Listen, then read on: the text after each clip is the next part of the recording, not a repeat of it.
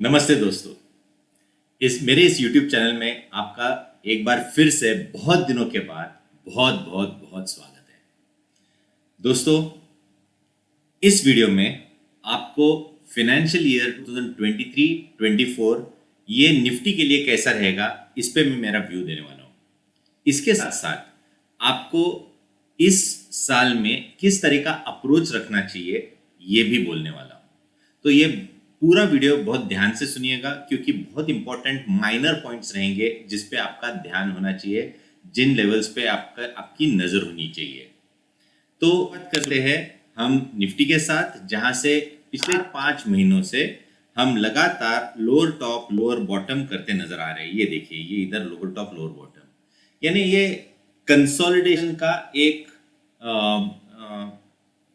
Process है जहां पे हमें लोअर टॉप लोअर बॉटम यानी माइनर ट्रेंड निगेटिव देखने को मिल रहा है। तो मेजर ट्रेंड क्या है, माइनर ट्रेंड क्या है, इंटरमीडिएट ट्रेंड क्या है, ये हम समझेंगे। तो मैं लेके चलता हूँ आपको वीकली चार्ट निफ्टी का। ये था पहले जो दिखाई दे रहा था वो था डेली चार्ट। अभी हमें वीकली चार्ट पे बात करूंगा। देखिए, ये अच्छा खासा कंसोलिडेशन हुआ और उसके बाद एक ब्रेकआउट देने की कोशिश की। इस ब्रेकआउट में बिल्कुल वॉल्यूम्स नहीं थे, तो इसका मतलब है ये परफेक्ट ब्रेकआउट नहीं था। और मैंने बहुत पहले कहा था कि अगर ये बड़ा ब्रेकआउट आता है तो मैं आपके पोर्टफोलियो के लिए स्टॉक्स दूंगा, पर ये कन्विक्शन नहीं आ रहा था कि इधर एक ये कंफर्म ब्रेकआउट आ रहा है और ये एक बुल ट्रैप बना और वापस हम ट्रेंड लाइन के नीचे आस्ते आस्ते जाते हुए हमने देखा। दोस्तों, अभी वापस एक बार डेली चार्ट पे जाता हूं। अभी इमीडिएट शॉर्ट टर्म के लिए कौन सा रेजिस्टेंस है, इधर से कितना ऊपर जा सकता है, ये हमें देखने को मिलेगा। और कौन सा लेवल बहुत ही इंपॉर्टेंट है जिसके नीचे हमें और एक गिरावट देखने को मिलेगी ड्यूरिंग द ईयर। हमें ये जो इंपॉर्टेंट है 16,800 या 750, ये लो पकड़ के चलिए। 750 800 ये बहुत इंपॉर्टेंट सपोर्ट रहेगा क्योंकि इस करेक्शन में ये बॉटम बनाया था, इस करेक्शन में ये बॉटम बना है, ऐसा हम कह सकते हैं क्योंकि हम इस ये कंसोलिडेशन जो 11-12 दिन का था उसके हम ऊपर लगातार जा रहे हैं। ये बेस्ट केस सिनेरियो में कहां तक जा सकता है? मेरा मानना है कि जिस तरीके से ये ट्रेंड लाइन है, इसका वैल्यू 17,700-800 के आसपास आता है। ये बेस्ट केस सिनेरियो है। ये ट्रेंड लाइन का ब्रेकआउट भी हो सकता है, मैं ना नहीं बोल रहा हूं, पर ये एक माइनर पुल बैक ट्रेंड रहेगा। और मेरा मानना है कि बेस्ट केस सिनेरियो हम 18,200 जाएंगे, वहां से वापस एक बार हमें एक सेलिंग प्रेशर देखने को मिल सकता है क्योंकि इस दरमियान, ये 3 महीने के दरमियान 18,200 एक बहुत बड़ा रेजिस्टेंस बन के नजर आ रहा था। तो ये क्रॉस करना थोड़ा सा मुश्किल होगा। उधर से जो करेक्टिव रैली वापस आएगी वो हमें बहुत इंपॉर्टेंट रहेगा देखने के लिए कि वापस हम 16,800-750 के लेवल्स है वो सस्टेन कर पाते हैं या नहीं। अगर हम ये सस्टेन नहीं कर पाए तो मेरा मानना है कि आपको वापस एक बार 16,000 15,500 ये लेवल्स टेस्ट होते नजर आ सकते हैं। तो अभी जो लॉन्ग पोजीशन जिनके है उनको हमें प्रॉफिट बुकिंग करना है 17,800 से लेके 18,200 तक। नीचे में वापस आए, एक बार हम 16,800 के आसपास आते हैं तो हमें वापस एक बार बाइंग करनी चाहिए with a small stop loss below 16,750। और एक बार वापस एक बार पुल बैक आए तो वो बेचना है। पर अच्छा खासा पैसा आप थोड़ा सा, जब तक कंफर्मेशन नहीं आता वापस एक बार बुल ट्रेंड का, तब तक के लिए मेरा मानना है कि आपको थोड़ा सा अमाउंट बाजू में रख के रखना चाहिए क्योंकि इस साल कभी ना कभी एक बार के लिए 16,000 15,500 ये लेवल्स दिखने के चांसेस बहुत ज़्यादा है। ये मेरे प्रिडिक्शन जो मैं कर रहा हूँ इसके लिए एक बेसिस है। एक chart repeats is history once again, ये जो कहावत है उस बिना पे मैं कह रहा हूँ और ये मैं दिखाने जा रहा हूँ। दोस्तों, मैं अभी सॉरी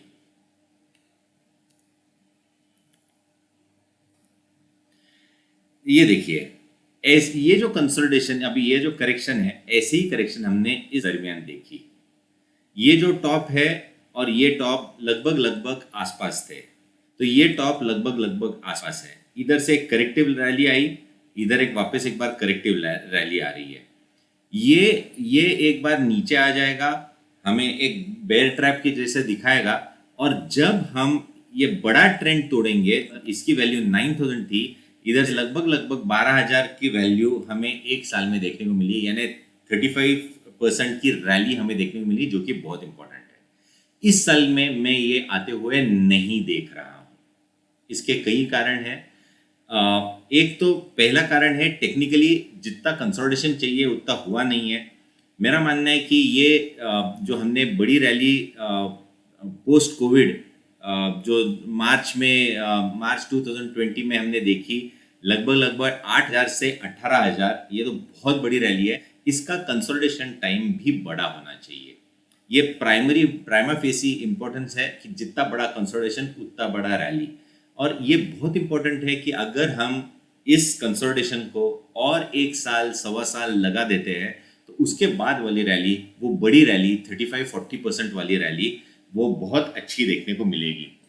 अभी लास्ट टॉप था 18,200 प्लस 35% करते हैं तो लगभग लगभग 24,500 की टारगेट्स हमें देखने को मिलेंगे। तो 18,000 से 24,000 की रैली हमें अगले फाइनेंशियल ईयर में अगर देखने को मिली तो ज़्यादा अच्छा रहेगा। तो ये जो इम्पोर्टेंस है इस ट्रेंड लाइन का, इस चार्ट पैटर्न का, ये बहुत ही आपके ट्रेडिंग व्यू, इन्वेस्टिंग व्यू के लिए बहुत ही इंपॉर्टेंट रहेगा। मेरा ये मानना है इस साल आपको क्या करना चाहिए, और ये मैं कह रहा हूं कि इधर से 18,200 आ गया तो आपको जो स्टॉक्स है आपके इंडिविजुअल पोर्टफोलियो में, जहां जहां पे आपको सेल नजर आ रहा है उधर बेचने की सलाह होगी, और वापस एक बार छोटी मात्रा में हमें 16,800 के आसपास बाइंग करनी है। अगर वो स्टॉप लॉस ट्रिगर होता है तो उधर से भी बाहर निकलना है, और फिर बड़ी क्वांटिटी आपको लगभग लगभग 60,000 से लेके 15,500 में एक्यूमुलेट करनी है 6 महीने का व्यू लेके। वो लेवल्स जो है वो बहुत ही इंपॉर्टेंट रहेंगे। इसके नीचे आने की प्रोबेबिलिटी बहुत कम है। अगर कोई जो हम सोच नहीं सकते ऐसे कोई फैक्टर्स बाहर निकलेंगे तो आपको बिल्कुल बताया जाएगा वीकली वीडियो में, जो कि आशीष केलकर जी करते हैं। बहुत ही बढ़िया वीडियो होता है, आपको वो वीडियो ज़रूर देखना चाहिए। सेक्टर्स के लिए, कमोडिटी स्टॉक्स के लिए, रुपी डॉलर के लिए, पीसीआर के लिए, निफ्टी व्यू के लिए, और हमेशा सवेरे 5:30 बजे आपको मार्केट आउटलुक डेली तो मिलता ही है। तो मेरा मानना है आपको ये स्ट्रैटेजी रखनी चाहिए कि एक अमाउंट बाजू में रखना चाहिए, जो कि बहुत अच्छी तरीके से इन्वेस्ट करना है। जब 15,500 के आसपास वापस एक बार आपको 16,000 से 15,500 जब आता है तब इन्वेस्ट करके रखना है अच्छे खासे करेक्टेड ब्लू चिप कंपनीज में।